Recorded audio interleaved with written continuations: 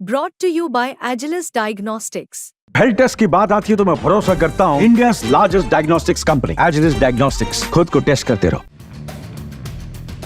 नगीना से सांसद और आजाद समाज पार्टी के अध्यक्ष चंद्रशेखर आजाद ने सीएम योगी को एक चिट्ठी लिखी है। चंद्रशेखर के इस खत के बाद तमाम तरह की चर्चाएं शुरू हो गई हैं। चर्चाएं की क्या उपचुनाव से पहले इस खत के जरिए चंद्रशेखर आजाद वाकई में बड़ा खेल कर गए।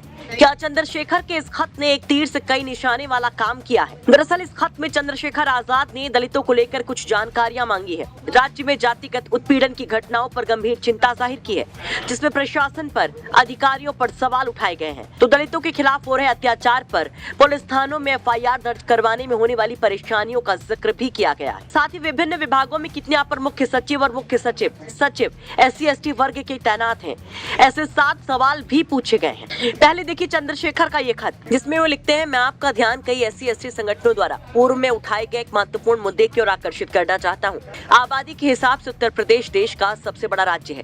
प्रदेश की आबादी लगभग 25 करोड़ है। वर्तमान में प्रदेश में 75 जिले हैं। प्रदेश की इस बड़ी जनसंख्या की तकरीबन 22% आबादी अनुसूचित जाति जनजाति की है। भारत के संविधान में जाति के आधार पर शोषण, अत्याचार और गैर बराबरी को खत्म करने व अनुसूचित जाति, अनुसूचित जनजाति को प्रतिनिधित्व प्रदान करने के लिए आरक्षण की व्यवस्था की गई है। मेरी चिंता के केंद्र में मेरा गृह राज्य उत्तर प्रदेश है, क्योंकि यहाँ जाति आधारित उत्पीड़न, शोषण, अपराध व हिंसा की घटनाएं कम होने की जगह बढ़ती ही जा रही हैं। हैरत की बात यह है कि अन्याय, अत्याचार व उत्पीड़न होने पर वंचित वर्ग के पीड़ितों को थाने में बिना FIR लिखे भगा देने की घटना, पुलिस कर्मियों द्वारा अभद्रता से पेश आने की घटना, FIR दर्ज भी होती है तो कमजोर धाराएं लगाने की घटना, पीड़ितों द्वारा दी गई तहरीर बदल देने की घटना प्रकाश में आती रहती है। मेरी पार्टी के पदाधिकारियों व मैंने निजी तौर पर अनुभव किया है कि वंचित वर्ग के उत्पीड़न के मामलों में स्थानीय प्रशासन एवं पुलिस प्रशासन का रवैया ज्यादातर मामलों में अत्यंत असंवेदनशील या आरोपी पक्ष की तरफ झुकाव का ही रहता है। किसी भी सभ्य समाज के निर्माण में ये स्थिति न सिर्फ बड़ी रुकावट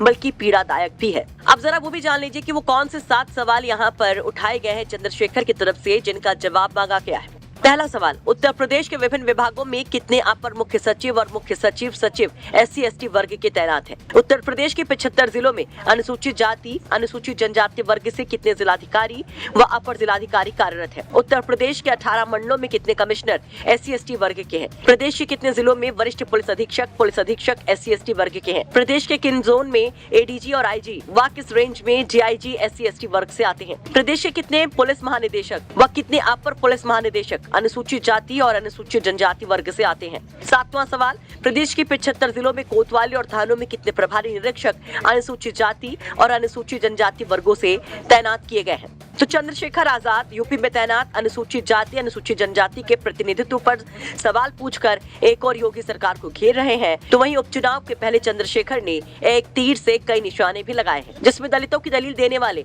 बसपा, सपा, कांग्रेस जैसे दल भी घिर गए हैं। आपको बता दें कि उपचुनाव में चंद्रशेखर आजाद पूरी ताकत के साथ मैदान में है और कई सीटों पर मुस्लिम दलित गठजोड़ में वो उम्मीदें देख रहे हैं। ऐसे में दलितों को एक बड़ा संदेश देने के लिए क्या ये खत चंद्रशेखर का बड़ा काम करेगा? इस पर आप क्या कहेंगे? कमेंट बॉक्स में अपनी राय जरूर रखें। लखनऊ से संतोष शर्मा की रिपोर्ट, यूपी तक।